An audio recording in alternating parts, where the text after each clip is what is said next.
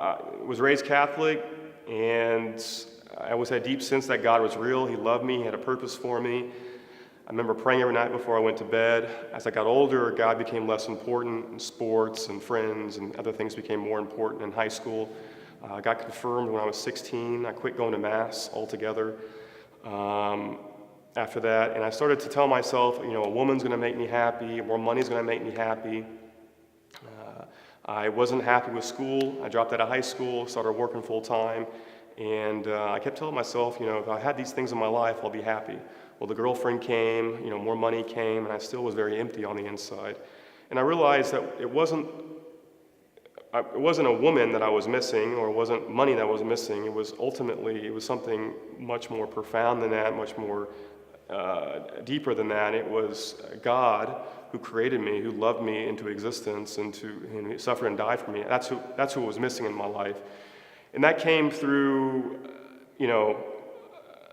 I think it came through many different ways. One way it came through was just realizing that is this all life has to offer? There has to be something more out there than this. And I started asking those questions, and then asking God to change my life.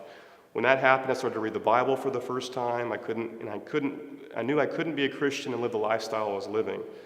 So by the grace of God, I was able to let go of some of these things in my life. And my aunt gave me a book called Catholicism for Dummies, and this book changed my life. Had no idea the church was 2,000 years old. I didn't know I can go to the Eucharist and receive Jesus Christ, body, blood, soul, and divinity. I didn't know I can go to confession and have all my sins forgiven. So I thought to myself, when was the last time I went to confession? It was First Communion. It had been 15 years since I went to confession. Went to confession, I had this peace, this joy I'd never had before. I realized that Jesus Christ loved me enough to suffer and die for me, and he was giving me a new life, a second chance at life. So from that moment on, everything changed. I had this peace, I had this joy, I had this realization that God created me, he loved me, and he has a life for me. And my job is to pray and to discern where he's calling me. So I was working full-time at Chili's. I was a waiter at Chili's. That was my last job. And I just had this desire to be a priest, to lay down my life. So I got in touch with a vocation director, Father Kyle Walterscheid. He says, I want you to wait about a year or so before you enter seminary. So I waited. I kept praying and kept discerning.